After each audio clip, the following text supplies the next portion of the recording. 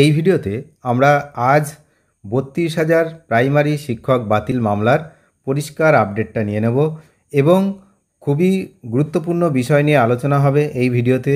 কারণ অনেকটাই পরিষ্কার হলো এই ৩২,০০০ শিক্ষক বাতিল মামলার। এছাড়াও পরবর্তী শুনানি কবে রয়েছে এবং কি কি তথ্য আজ নতুনভাবে উঠে এলো হাইকোর্টে। খুবই গুরুত্বপূর্ণ কিছু বিষয় উঠে এসছে, সেগুলো এই ভিডিওতে আমরা আলোচনা করব। ভিডিওটি প্রথম থেকে শেষ পর্যন্ত দেখুন, কারণ ৩২,০০০ প্রাথমিক শিক্ষক বাতিল যে মামলা, তার রায়দান কিন্তু খুব তাড়াতাড়ি হতে চলেছে, এমনটাই আমরা ইঙ্গিত পাচ্ছি। যে দীর্ঘদিন ধরে প্রায় ৩ বছরের কাছাকাছি ধরে চলা এই মামলা, সেই মামলার কিন্তু এবার নিষ্পত্তি হবে, এমনটাই কিন্তু ধারণা করা হচ্ছে। তাহলে চলুন আজকে বিস্তারিত কি হলো বিষয়টা একটু জেনে নিই। ৩২,০০০ শিক্ষকের যে চাকরি বাতিল মামলা, তার শুনানি তো যথাসময় হয়েছে দুপুর ২টোর সময়। আপনারা যারা আমার চ্যানেলের সঙ্গে যুক্ত তারা লাইভ শুনানি দেখেছেন এবং দুপুর ২টো থেকে শুরু হয়, বিকেল ৩টে পর্যন্ত শুনানি চলে। অর্থাৎ আজ কিন্তু ৩:৩০ পর্যন্ত, মানে ১.৫ ঘন্টা মতো শুনানি হয়। তো শিক্ষকদের পক্ষেই কিন্তু সওয়াল করেন দুই বর্ষিয়ান আইনজীবী, আজকে তারা সওয়াল করেছিলেন।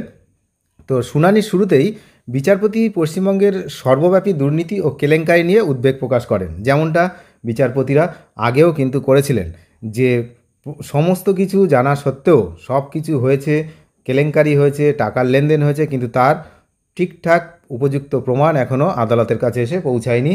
এই বিষয়টা নিয়ে কিন্তু উদ্বেগ প্রকাশ করেছিলেন বিচারপতি এর আগেই। তো আজও তাই শুনানির শুরুতেই এই যে সর্বব্যাপী দুর্নীতি ও কেলেঙ্কারি নিয়ে কিন্তু তিনি উদ্বেগ প্রকাশ করেন। তিনি নিয়োগকারী কর্তৃপক্ষের ভূমিকা নিয়ে প্রশ্ন তোলেন, অর্থাৎ পর্ষদের ভূমিকা নিয়ে কিন্তু আজকে বিচারপতি সরাসরি প্রশ্ন তুলেছিলেন। যারা লাইভ শুনানি দেখেছেন তারা কিন্তু দেখেছেন যে বিচারপতি কিন্তু আজকে বিচারপতি চক্রবর্তী, মাননীয় বিচারপতি তপব্রত চক্রবর্তী, তিনি কিন্তু এই প্রথম থেকেই আজকে পর্ষদের ভূমিকা নিয়ে কিন্তু প্রশ্ন তুলেছেন। অ্যাপটিটিউড টেস্ট বিতর্ক নিয়ে তিনি কিন্তু বলেছেন যে অ্যাপটিটিউড টেস্ট হয়েছিল কিনা তা নিয়ে শুনানিতে কিন্তু দীর্ঘ সওয়াল জবাব হয়।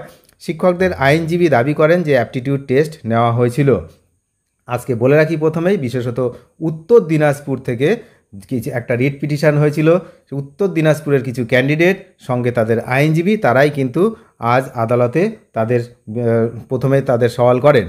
বিচারপতি সিঙ্গেল বেঞ্চের রায়ে এই বিভিন্ন ভিন্ন ভিন্ন পর্যবেক্ষণের কথা তুলে ধরেছিলেন অ্যাপটিটিউড টেস্ট নিয়ে। উত্তর দিনাজপুরের একটি মামলা রায়ের প্রসঙ্গ টেনে আইনজীবী বলেন, সেখানে অ্যাপটিটিউড টেস্ট হওয়ার কথা বলা হয়েছে, যা সারা রাজ্যের ক্ষেত্রেই প্রযোজ্য হওয়ার কথা ছিল।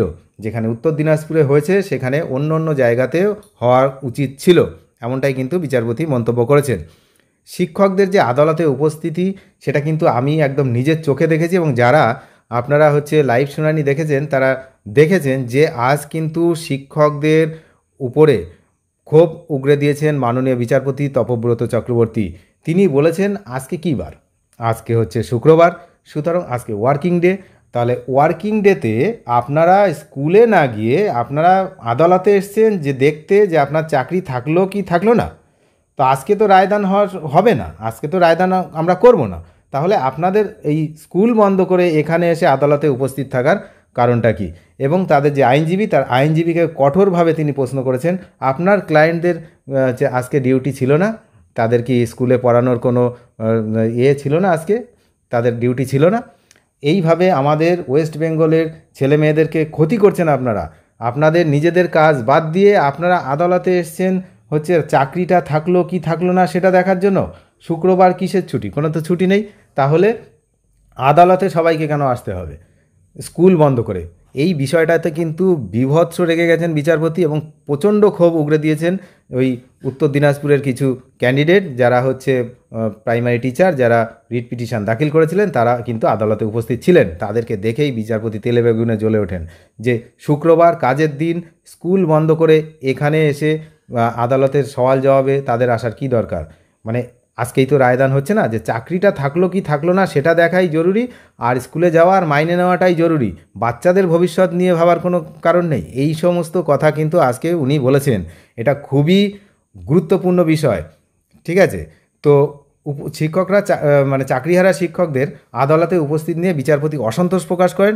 স্কুল চলাকালীন তারা কিভাবে আদালতে হাজির হলেন সেই প্রশ্ন তোলেন কিন্তু তিনি আজকে, এবং সরাসরি সেটা আমি দেখেছি, এবং আপনারাও কিন্তু যারা লাইভ শুনানি দেখেছেন তারা দেখেছেন যে সরাসরি তিনি প্রশ্ন করেছিলেন যে এবং খুবই উত্তেজিত হয়ে মাননীয় বিচারপতি তপব্রত চক্রবর্তী তিনি কিন্তু এই প্রশ্নটি তুলেছিলেন যে শুক্রবার কেন তারা স্কুলে না গিয়ে এখানে আছেন। যাই হোক, আর প্যানেল প্রকাশ করা হয়েছিল কিনা তা নিয়েও বিতর্ক হয়। আইনজীবীর দাবি প্যানেল প্রকাশ করে ডিস্ট্রিক্ট প্রাইমারি স্কুল কাউন্সিলের কাছে পাঠানো হয়েছিল, কিন্তু বিচারপতি প্রশ্ন তোলেন রুল 9 অনুযায়ী সেই প্যানেল প্রকাশ্যে কেন আনা হয়নি। উত্তরে আইনজীবী বলেন পশ্চিমবঙ্গের নিয়ম অনুযায়ী প্যানেল প্রকাশে আনার কোনো বাধ্যবাধকতা নেই। তাহলে এইবার হলো দুর্নীতির ব্যাপার। আইনজীবী বলেন অন্য নিয়োগে দুর্নীতি হলেও এই প্রাথমিক শিক্ষক নিয়োগে দুর্নীতির কোনো প্রমাণ নেই, আইনজীবী কিন্তু বলেছেন। তিনি আরও বলেন যদি দুর্নীতি হয়েও থাকে তার দায় নিয়োগকারী বোর্ডের, চাকরি প্রার্থীদের নয়। এটা কিন্তু আইনজীবী বলেছেন। বিচারপতি তখন প্রশ্ন করেন যদি বেশ কয়েক বছর পর দুর্নীতি প্রমাণ হয় তাহলে তার দায় কে নেবে? জবাবে আইনজীবী বলেন দোষীদের বিরুদ্ধে ব্যবস্থা নেওয়া হবে এবং ক্ষতিগ্রস্তদের সুরাহা দেওয়া হবে। আদালতের কি ভূমিকা ছিল? বর্ষিয়ান আইনজীবী বলেন আদালত অভিভাবকের ভূমিকা পালন করে, তাই একসঙ্গে সকলের চাকরি বাতিল না করে যোগ্য ও বঞ্চিতদের সুযোগ দেওয়া উচিত। তো এই হলো আজকে আদালতের মূল বিষয়বস্তু, যেটা কিন্তু খুবই গুরুত্বপূর্ণ বিষয় এবং খুব সম্ভাবনা আগামী যে শুনানির যে ডেট ধার্য করা হয়েছে 30 তারিখ এবং 31 তারিখ পর জোড়া শুনানি রয়েছে।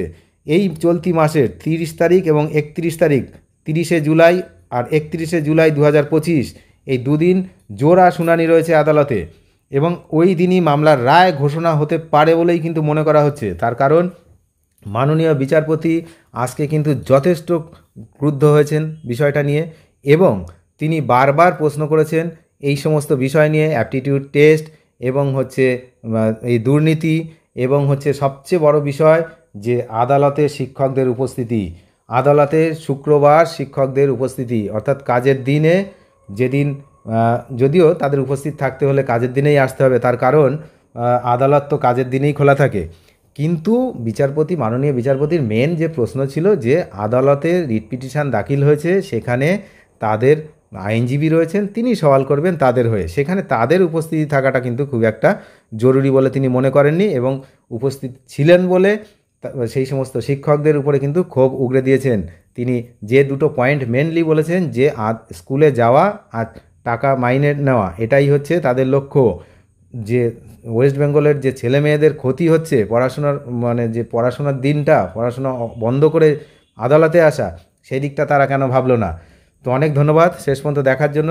তবে আগামী 30 তারিখ এবং 31 তারিখ একটা মেগা শুনানি হবে, যে শুনানিতে আশা করা হচ্ছে বঞ্চিত চাকরি প্রার্থীদের আইনজীবীরা তাদের সওয়াল পর্ব করবেন এবং ওই সময়ে রায়দান হওয়ার সম্ভাবনা কিন্তু প্রবল হয়ে দেখা দিচ্ছে।